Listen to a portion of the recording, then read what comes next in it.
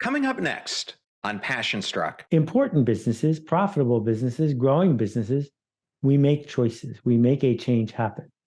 But you cannot make a change happen and always be perfect. That mistakes are the way forward. That communication, taking responsibility, sharing what didn't work, not hoarding information, doing the reading, these are all choices. We need to shift completely the way we think about what we do around here.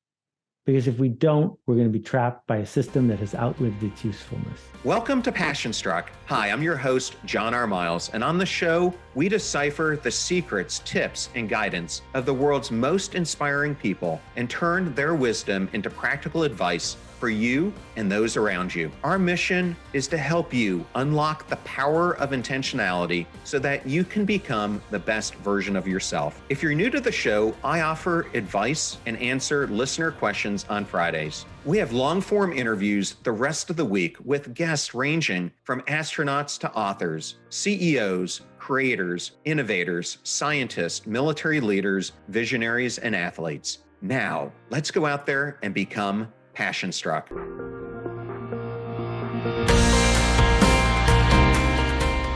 Seth, I am just so ecstatic and completely humbled to have you back on Passion Struck. Thank you so much for joining us. Well, thanks for showing up on the regular. It's not easy to do a podcast like this and to do it for as long as you have. Bravo. Thank you. Thank you so much. Well, the last time you appeared on Passion Struck, we were discussing an extremely important book, The Carbon Almanac.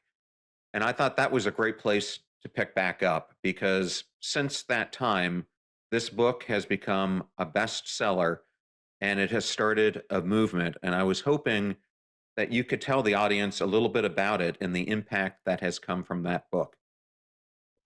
Well, thank you for that. I'm not sure it started a movement, but it's certainly given a movement that was already gathering steam, a foundational piece of truth. And that's why we built it. The idea was that 300 and now 1,900 people came together, all as volunteers, including me, to produce a foundational document that you could share, that you could leave on a table. Every single page is footnoted.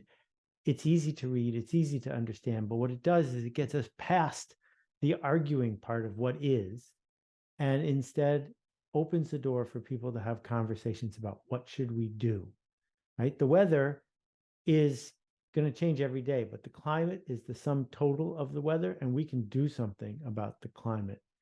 And we're going to have to change our systems. So we're in Italy, we're in Czech, we're in Japanese and Korean and Chinese and Dutch and a few other languages. The Spanish edition is about to come out. And millions of people around the world have touched our PDFs and our samples and our podcasts. It just goes to show what happens if you create the conditions for people to do work they want to do. It's possible to get an enormous amount done and have a big impact when you're doing it. Well, that last part that you just talked about is exactly what we're going to talk about today in your brand new book, which I'll put up right here, called The Song of Significance. Congratulations on its release. Thank you. In preparing for today's interview, I listened to just an incredible discussion that you had with your friend Simon Sinek. And I highly encourage the audience to listen to that episode on Simon's podcast, where it's just two long-term friends having a heartfelt conversation. But from that discussion, I learned that you might have never written another book had it not been for the fact that you almost drowned. And I wanted to ask, how did that life-threatening event lead you to writing this book? Well, John, I think it's fair to say that if I had drowned, I wouldn't have written another book either. So there you go. The details of the story, I'm not sure, are as relevant as the reminder we all need often, which is we don't get tomorrow over again. And if you're not careful, you might not even get tomorrow. And when we think about our body of work, when we think about the impact we want to make, when we think about the people we want to work with and how we want to be worked with, these are all choices. And we didn't have a lot of choices when we were in the savannah, wandering around, picking berries and hunting and gathering. But now we have an enormous number of choices, and we're squandering them. We're squandering them having fistfights on Twitter when we could be building something instead. And what happened for me last year was just a real insight about the fact that I had something left to say, something personal, something urgent. And that's why I wrote the Song of Significance, because I believe we're at a crossroads and people need to hear it.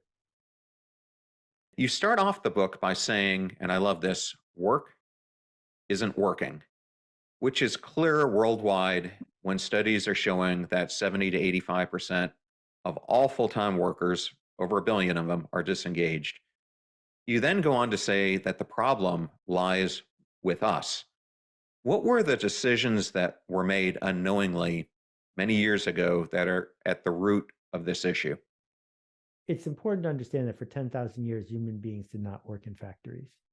Factory was invented about 120 years ago at scale. And the word jerking people around came from Henry Ford's assembly line, that humans have been treated like a resource for 100 years, like machines to be optimized, to be surveilled, to be held back if they're defective, to be replaced. And we bought into it because it made so many people rich. It produced so much stuff. It fed the world. There are 8 billion jobs in the world. We invented 2 billion of them in the last 20 years. We keep inventing things for people to do. And for a long time, we base those inventions on productivity. But now, number one, it's hard to make most of the stuff we buy much cheaper or more efficiently than we already do. And number two is that the people who have won the race to the bottom aren't going to give up their slot easily. So if we're going to spend our days working in a system, we should figure out what does that system need and how do we make it better? Because that system's purpose should not be how do we make money for the stock market? The purpose of the system should be what is it contributing to our lives, to our culture, to our days? And we can change it. We can change it, but we have to talk about it first. Well, this book is really a manifesto. And one of the things that I've always appreciated about your writing, and that of many of the great authors whom I follow, people like Dan Pink and Susan Cain, Gretchen Rubin, and others like yourself, you all do extremely extensive research when you're writing your books. And I was hoping, because I think it's important, that you talk about the research you did for this book and what it found. I'm honored to be on that list. My peers do extensive research. I do not. I will not pretend I do extensive research. I will tell you that I surveyed 10,000 people in 90 countries, and I asked them, what's the best job you ever had? And everyone knows the answer to that question because we cherish it.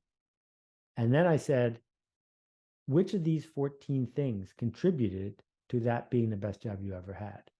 And this is the fascinating takeaway, because bosses think the two most important things are I got paid a lot and I didn't get fired. Because those are the two levers that bosses turn all the time. Do what I say or I'll fire you. Oh, you did a good job. Here's a raise. But in fact, those two came in last. And the ones that came at the top were, I accomplished more than I thought I could. I worked with people who treated me with respect, and I was part of something that mattered. And we can deliver that to people. We can create the best job you ever had and also make a bigger profit by paying attention to humanity, not by treating people like a machine. My follow-up to that would be, did the results surprise you? I certainly hoped that people saw the world the way that I did, because that's been my narrative. I've walked away from an enormous amount of money for various projects through the years because life's too short. What am I going to do with another $100? I have $100. And so the thing that thrilled me was that I was not alone, that I was, in fact, for once, normal. Well, I am glad it turned out the way that it did, because it would have been a sad state of affairs had it been the opposite. Well, I say this jokingly because just before this interview started, I received a package from Amazon. I always learn something from you every time that I hear you talk. In your interview with Simon and in the book, you highlight that Amazon, and I found this incredible, lost a quarter of its annual profits to turnover in 2021. This is a staggering figure. We're talking billions and billions. And then you go on to say that one out of every three new hires stayed only for 3 months. And it reminds me of when I joined Dell a decade or so ago. And I was told that the average vice president who comes into the company lasts less than 3 months. What are the consequences to companies like Amazon where they're trying to build the most managed company in America? Okay, so management and leadership are different. Management is using power and authority to tell people what to do, get them to do what they did yesterday faster and cheaper, using a stopwatch, measuring output. Leadership is voluntary. Leadership says, I'm going over there. We've never been over there. There's a liminal space between here and there. Who wants to come? So some managers are leaders. And Jeff, for the first 10 years of Amazon, was nothing but a leader, describing a future that wasn't here yet. And some leaders are managers, but they're not the same thing. And in the case of an institution that is seeking to make big change happen, turnover is actually not a bad thing because you need emotional enrollment. You need people who want to go where you are going. But in a managed institution like Amazon or Dell, turnover is incredibly expensive because onboarding, communication, offboarding, these add up. And if someone only lasts 3 months, you've probably got 3 days worth of useful productivity out of that person. And then all the learning goes out the door. And in Amazon's case, we know why the turnover is so high, because they are asking human beings to do inhuman jobs. This isn't even counting all the outsourced delivery that they do that doesn't get rolled up into their figures. But the Amazon drivers, like an Uber driver, are living by their own stopwatch, hustling from corner to corner, cutting corners. More than half of the warehouse injuries in the United States happened at Amazon in 2022. And so you're living that life in a job that was easy to get, but it's easy to walk away from too. And the question as we invent the next cycle of our future, the one with robots and AI and drones and all the outsourcing, is which jobs do we want to create for humans? And where are they going to create value? And we can't automate ourselves into success. We have to figure out how to go to the top, not the bottom, to give humans the agency to be significant. I can't wait to explore that in a little bit. But before we get there, and I'll leave that dangling out there for the audience, I wanted to go through some of the core concepts of the book. For the listener who's not able to see it, the cover of this book has a very prominent bee on it. And this cover is not like one that I've seen before. It's a blue cover with an orange bee in the middle. And it was really striking, like Jonah Berger's book, Contagious. I always love these covers where the message just hits you right when you see it. And in the book, you utilize the bee to illustrate 3 songs that you lay out. And I wanted to break down each one because I think each tells us an important lesson. What is the Song of Increase? The Song of Increase was named by my friend Jacqueline Freeman. And what it describes is what happens in a feral beehive after a long winter, when the bees may have the capability of restoring the hive to where it was at its peak. And in a 3-week period of time, they collect enough pollen to replace all the missing honey. The queen lays a new egg, which is very unusual to have a new queen egg. And then on a signal from the maidens, more than 12,000 bees will leave the hive in less than 10 minutes and swarm to a tree 100 feet away. That is the Song of Increase. And when people hear it, they never forget it. It's this leap into the void. But when they get to the tree, they only have 72 hours to find a new place to live. If it rains before then or something disturbs them, they're all going to die. And they huddle into a very tight ball because they have to maintain a body temperature of 98 degrees. And that is the song of safety. Too many humans have been singing that song for too long, hunkering down, avoiding all inputs, just trying to get through it. But we're not bees. And that's why I came up with the song of significance. Because what people want is that feeling, not only of being part of a colony or a hive or a community, but also that feeling of mattering, of meaning, of choosing to do something that they want to put their name on. And I am surrounded by people, and so are you, who are stuck singing the song of safety, which is amplified by industrialists, billionaires who gleefully bully people and fire them online in public just for kicks, just to create more obedience. And it breaks my heart to see it. Well, it's interesting, Seth, and I'm happy to tell you I have my first book coming out in early 2024, and That's it's a book. fantastic. Yeah, thank you. And it's really a book about how do you build a life of significance. And I couldn't believe as I was reading your book how much mine and yours aligned in so many important areas. But as I was doing my research for the book, I stumbled upon a couple graphs that I have in it. And one of them is a graph from the Bureau of Labor Statistics. And it's this graph of a 25-year period that shows a steady decline over those 25 years in companies that are made up of 250 or less employees, and an equal increase in firms of more than 250 employees. And then I looked at a similar graph from the Kaufman organization, the index of startup density, that shows over that same 25-year period this steep decline of startups.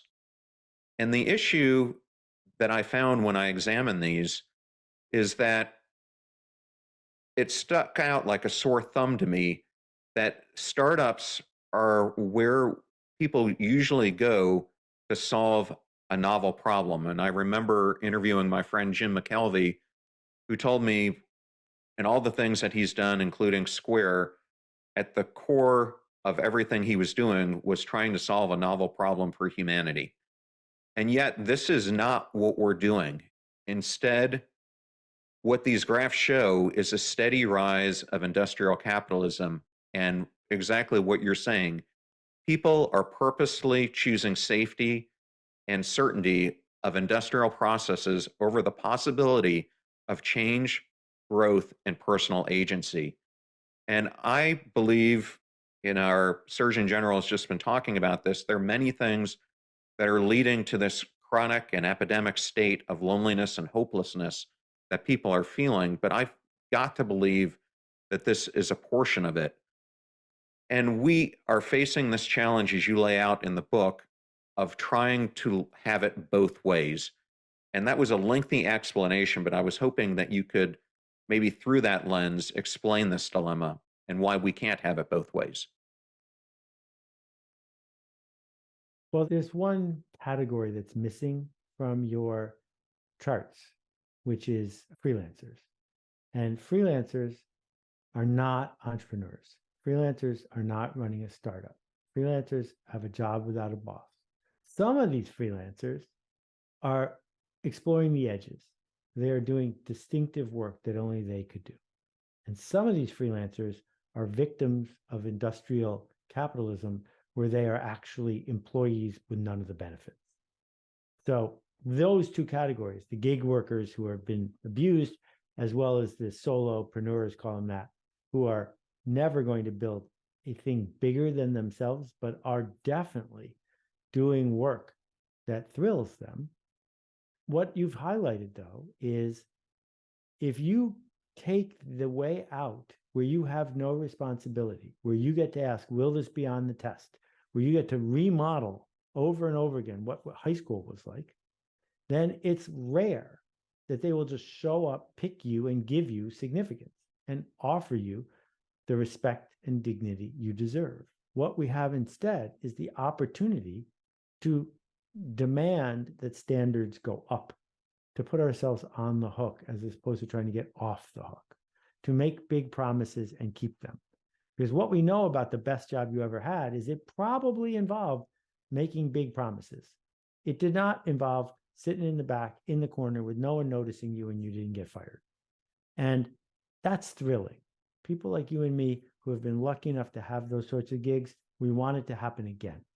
And too many people have been brainwashed and indoctrinated into thinking that it's not possible. Well, I'm going to go back to the Carbon Almanac here for a sec, because this just triggered a thought in my mind. And really, that book and this book that you're laying out are both about systems change. But one of the things that we talked about in our last interview was that at the heart of many of the changes that need to occur for climate change, and they need to occur, I think, for what you're talking about in this latest book, all center around what is the output that these companies are producing.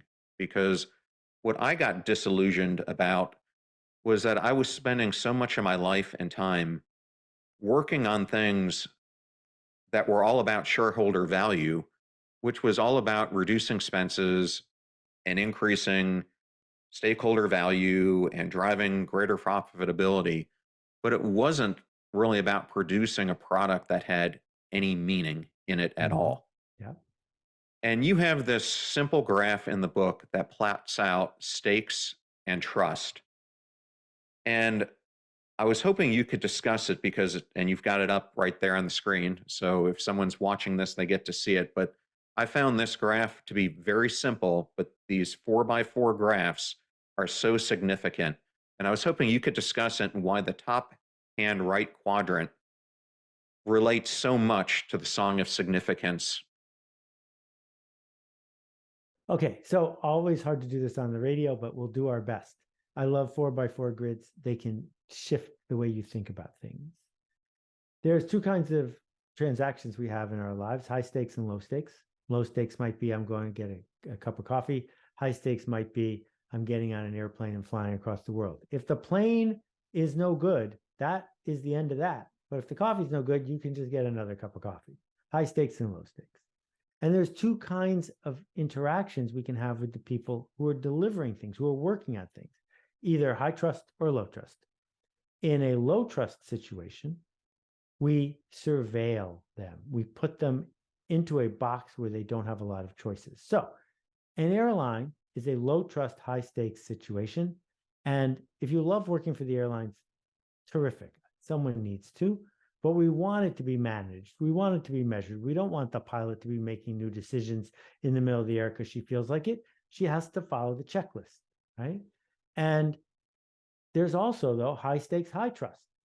So when the Dave Brubeck Quartet is performing at Carnegie Hall, Dave Brubeck isn't saying, this is a big night, everyone play the music exactly as written. He's saying, we trust each other. This could be the album that changes our career, but even though the stakes are high, the trust is high as well. And it's in that corner where significance really lies. The way we get to that corner is by doing low stakes, high trust work. That when we say to the barista, yes, you have to make the coffee exactly this way, but no, we're not going to tell you how to talk to the customer. And we're going to give you the freedom and the agency to make that customer's day better. Because your job is not to make coffee.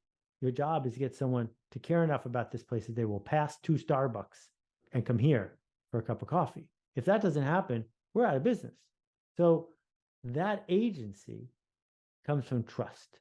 And the person who shops at this independent coffee shop is coming here precisely because they trust us. And so when we think about where do we want to spend our days, I think we need to begin with low stakes, high trust work, and then make bigger and bigger promises and keep them on our way up to doing high stakes, high trust work. Well, I love that concept because in the book I've got coming out, I lay out this new leadership paradigm that I think we need to start adopting. And I call it Gardner leadership because the leadership that we're doing today is not working. And the Gardner leader model is really all about, just as a gardener does, they can't stand there and look at the plants all day long. They can't make them grow. but they can give them the parameters on the success they want to have, but then they need to be hands off and allowing the people who work for them to perform in the way that is unique to them, brings them meaning, and allows them to interact and create human connection. So I Brilliant. love the way your graph laid it out. And speaking of, this podcast is all about the power of intentional choices that we make every single day of our lives. I believe we each face a fork in our lives every single day.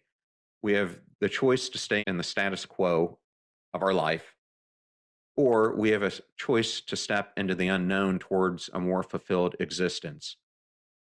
And in the book, you also say that significance is a choice. And I thought that was extremely important. And I was hoping you could explain why. Well, as we riffed about, the promises we make, the places we choose to work, what we tolerate from our boss, these are all choices. When we decide to hire people, that's a choice. So I have lots to say about false proxies and the way we hire people poorly.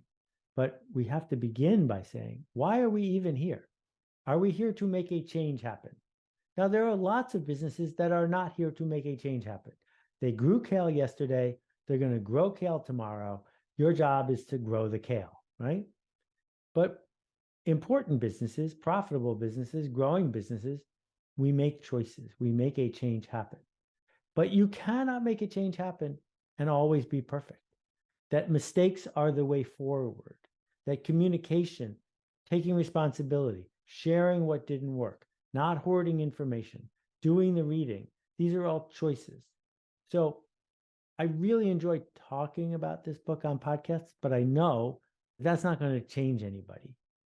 It's not going to change anybody because if we don't talk about it with each other, if we don't go to work and hand a copy of the book to 3 other people and say, let's talk about this, it's not going to happen because this isn't a checkbox sort of thing. Oh, yeah, I get that concept. I get that concept. I get that concept. It's we need to shift completely the way we think about what we do around here.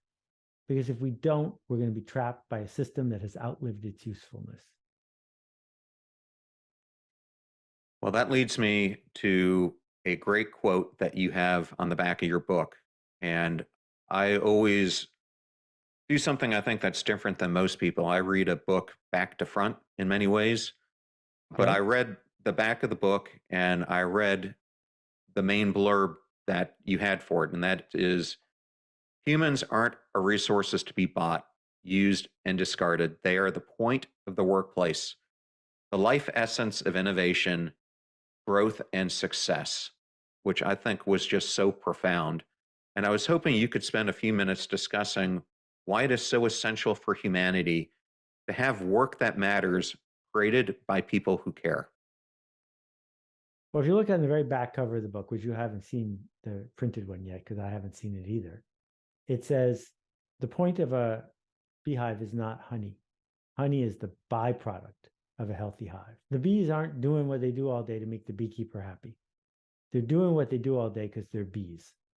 And if you can create the conditions for people to do what they seek to do, there will be plenty of honey. But honey isn't the point. And what we have to think about is, who is this company even for? And yeah, maybe we could make Michael Dell a whole bunch more money, but that's not why Dell was founded. That's not what Dell was for.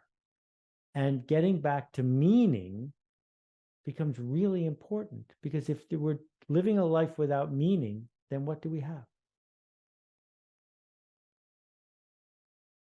You have a life that's going to be very empty because your meaning is what carries your actions forward towards the aspirations that you have for in life. And without that sense of meaning, there is no passion and purpose or perseverance or intentionality. So, one of the core points that you raise in the book is that you feel people need a combination of agency, which is control over our time, and you've brought it up several times today, and dignity, which is being treated as a human and not as a cog. I wanted to ask, how has this industrial regime stripped both agency and dignity away from most of us. But then also, why is this chasing industrial capitalism a race to the bottom? Well, they're the same thing, right? If you buy a automated CNC machine, you don't give it any agency. You program it and get it to do what you need it to do. And you don't give it any dignity. You don't treat it with respect. You just follow these steps to keep it running. And if something is going to break it, you don't do that. So once we had automated CNC machine tools, then we look at the person who's operating it, or the person who's at the call center dealing with customer service calls, or the person who's using that toxic leaf blower to clear the leaves from our yard. We want to measure everything they do so it will be cheaper and faster. That's inevitable. It's the race to the bottom. That if your competitor is going to do that and you don't, you think, I'm going to lose the work. The alternative is to race to the top. And when you race to the top, what you're saying is this costs more and it's worth more than it costs. What you're saying is I am on the hook to keep inventing something at the frontier that people will seek out and try to embrace, as opposed to saying, I don't care who made it, just give me the cheap one. So if we look at the structure of online shopping, sort by price, that's how people pick. Because if it's all the same, you might as well pick the cheap one. And my argument is it doesn't have to be all the same. Well, one of the other things that you have in the book, and I love Japanese terms, and you use one called Kokoro. And I was hoping you could tell the audience about it because it really is what I think most people are searching for. So the Japanese language is largely made up of Chinese ideograms or Chinese inspired ideograms. This one came from China. And it is a symbol for a heart inside a home. And what it means is the essence, the feeling of meaning. That what does it feel like to be alive, to put your heart into it? And all of us have felt that feeling. Maybe you felt that feeling in an ultimate Frisbee game. Maybe you felt that feeling when you were cooking for your family. But when we have that feeling, we're not going to go check our email. We're not going to figure out how to stall. We are present because we are doing the thing we want to do. And right now, we live on a planet where we have somehow miraculously figured out how to create enough value to feed everyone, to clothe everyone, to give everyone the medicine they need. We need to do a better job of making sure that is distributed. But we also need to take a deep breath and say, all right, now that we did that, what is it that we're here to do? And I think what we're here to do is make meaning happen. And I'm calling that significance. That when we can sing that song, we can say to our kids, yeah, we left the planet a mess, but now at least going forward, we're figuring out how to help people be alive. So, Seth, we likely have people nodding their heads to what you and I are saying, but we might have some who are leading companies in this industrial paradigm that we've talked about, or think that what we're saying could never be true. I was hoping you could paint a picture of what a significant organization looks like and why they can make such a profound difference. So let me argue that the people you just described are managers, not leaders. And that what I would say to those people is your competition is already figuring this out. That it's 19 people who can build an app that's worth billions and billions of dollars. That it is an agile team of committed people who can change a policy or build a nonprofit that changes things. Because the leverage that we now have because of computers and networks and the network effect and AI is so huge that there will never again, never be a new company that ends up with 100,000 employees who are sitting there being told what to do by the stopwatch.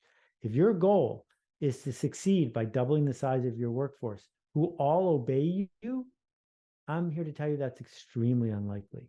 So if you are that pragmatic business person, it is powerful indeed if you can create the conditions to engage with people who are enrolled in the journey and help them get to where they want to go. Deep down, you know that's what the people around you want. And we have indoctrinated them into being passive but they don't want to be passive. They want to be active. So I have an important question to ask you, and this one actually came from my kids. And they told me to lay it out like this. We are seeing, and this is them talking, a major shift in work, a shift that we're extremely worried about.